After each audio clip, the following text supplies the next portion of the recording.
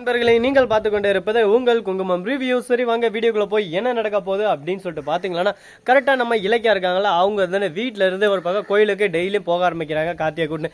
எதுக்காக அப்படின்னு சொல்லிட்டு பார்த்தேன், அந்த பொண்ணை எப்படியான கார்த்திகை கூட செட் பண்ணி வைக்கணும்னு சொல்லிட்டு அவங்க நினைக்கிறதுல ஒரு துளி கூட தப்புன்னு சொல்லிட்டு நான் சொல்ல மாட்டேங்க. ஏன்னா தான் மச்சானுக்கு ஒரு நல்ல வாழ்க்கை அமையணும். ஃபர்ஸ்ட் அமைஞ்ச வாழ்க்கை கேடு கெட்டதாக அமைஞ்சு அவன் வாழ்க்கை நாசமாக போச்சு.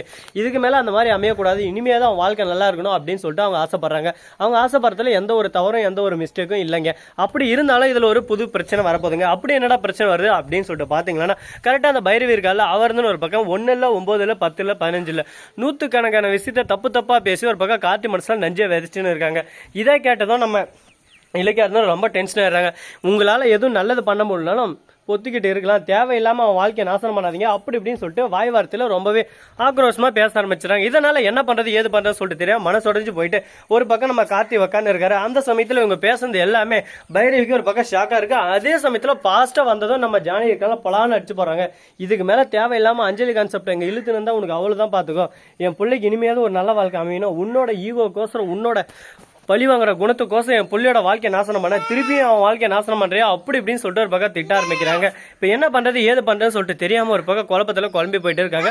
இந்த மாதிரி ஒரு தருணத்தில் பண்ணு தந்தோம் சார் இப்படியாவது ஒரு பக்கம் நடந்திருந்தாலும் அதே சமயத்தில் மறுபக்கம் என்ன நடக்குதுன்னு சொல்லிட்டு பார்த்தீங்கன்னா, கரெக்டாக நம்ம எஸ்எஸ்கே இருக்காங்களா, அவங்களும் ஒரு பக்கம் அஞ்சலிக்கு ஃபோன் பண்ணி இதை பாருமா அஞ்சலி உன் கையில் தான் இருக்கு, நீ என்ன பண்ணுவ ஏது பண்ணுவேன்னு தெரியாது, அவன் வாழ்க்கையை நீ தான் ஒரேடியாக இதை பண்ணியாகணும், திருப்பி அந்த வீட்டுக்கு போகணும்.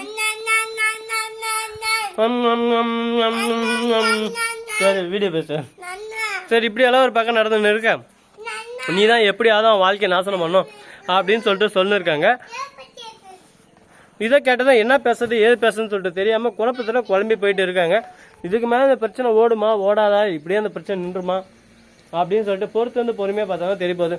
அது மட்டும் இல்லாமல் கரெக்டாக அந்த எஸ்எஸ்க்கு சரியான திமுறாதீங்க. ஏன்னா அவனை பொறுத்த வரைக்கும் இப்போ நம்ம இலக்கியா இருக்காங்களா, அவங்க புது முயற்சி எடுக்கிறாங்க.